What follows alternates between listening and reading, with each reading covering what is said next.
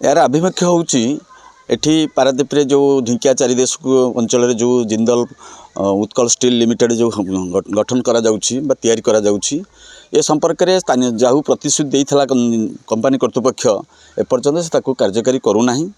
परिवेश मंजूरी जो नेला परिवेश को खराब करुछि। वन्यजंतु ठार आरंभ करी बहुत क्षतिग्रस्त हेलेनी। एठी जंगल काटी नेला, जंगल काटिला परे तार किछ वनीकरण कला नाही। कहूची ओएफडीसी जरिया वनीकरण करा जायछि, मैसिव प्लांटेशन करा जायछि बोली प्रकृत में से सत्य नुहे।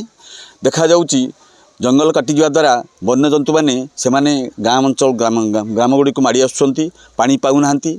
पानी न पाइबा द्वारा गाँव में आसिक बुला कुकुर मैंने ताकू शिकार करुछंती एवं किछि दुष्ट प्रकृतिर लोक से जीवजंतु को मारिकी खाई दौरान, जहाँफल कि से हरिण अच्छी, कुटुरा अच्छी, संबर अच्छी, बारहा अच्छी। विशेषकर बारहा माने से माने कौन कहते जो पान बर्ज तो नहीं गला कंपनी भांगी नहीं गला, आउ किछि लोक जो पान बर्ज अच्छी से बारहा गुड़िक आसी पान बर्ज भितर पशिकी ताकू सब ताड़िकी नष्ट कर से क्षतिग्रस्त है। लोक मैंने हताश हो गले, जंगल आउर किछि रहिला नाही। द्वितीय कथा आमे एबे मागिथलु सेंट्रल ग्राउंड वाटर बोर्ड को भूतल जल संपर्क रे, भूतल जल संपर्क जो तथ्य आमे पाइलु कंपनी एत बड़ कंपनी होउची गोटे मेगा प्रोजेक्ट होउची पारादीप रे शिल्पायन हो आमे स्वागत करूछु। किंतु ता अर्थ नुहे जे शिल्प को सब कथा को भूली जाइकरी जो परिवेश मंजूरी पाई जो कथा रही सब करने कथा ताकू से कार्यकारी करू नाही। एवं दुईटी नलकूप खनन करने इंफ्रास्ट्रक्चर काम से पाई अनुमति पाई आम पाखे रेकर्ड अच्छी किंतु कंपनी बर्तमान 200 रु ऊर्ध नलकूप खनन करी जल तार व्यवहार करुच्ची। जो प्लांट जो आरंभ होती माहल ठारू आरंभ होकर नुलिया साही पर्यंत दीर्घ 5 किलोमीटर रेडियस भितर अन्य 200 रु ऊर्ध नलकूप खनन करिछि। प्रकृत किंतु पाइछि से मात्र दुईटी एनओसी पाइछि एवं 5टी अप्रूवाल अच्छी किंतु 2टी मात्र एनओसी पाइछि। किंतु जहाँफल कि बर्तमान जलस्तर पूरा निम्नगामी हेलानी एवं अनेक जगह अनेक ट्यूबवेल रु सालाइन वाटर आसूची, लुणा पानी आसूची।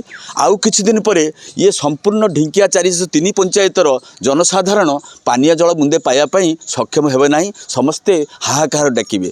सरकार जदि यापाई तुरंत पदक्षेप न नेबे ये अंचलवासी समस्ते ये तो धान पान मीन सबू हरेले शेष ये घर द्वार छाड़ी कुआड़े जी किसी ना। ये प्रशासन संवेदनशील नुह, कंपनी संवेदनशील नुह। सरकार को आम अनुरोध करुचु तुरंत या गोटे एक्सपर्ट टीम पठेई जिला प्रशासन सहयोग में आसी तदंत करा जाऊ, जना पड़ो प्रकृत जो जिंदल केते ट्यूबवेल खोली।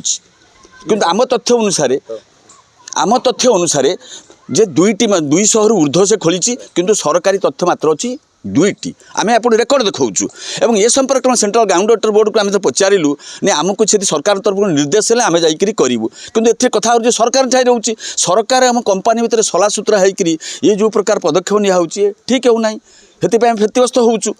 तेणु एथिपाई आमे सरकार निकट दाबी करुचु तुरंत या उपरे पदक्षेप नियंतु एवं जिलापाल जो प्रतिश्रुति आमको देइथिले जे ट्राइपार्टी डिस्कसन करी ये सब समस्या सब अच्छी लोक मानकर ताकू समाधान करने ता मध्य एपर्यंत कले नाही। तेणु आपण मानक माध्यम रे आमे जिलापाल को निवेदन करुचु, सरकार को निवेदन करुचु तुरंत कंपनी की डाकी कंपनी उच्च कर्तृपक्ष उपस्थित रे आम मानक आम जो स्टेक होल्डर्स अच्छु आम को डाकी बसई आलोचना करी यार आशु समाधान कले कंपनी सुरक्षित हो पार।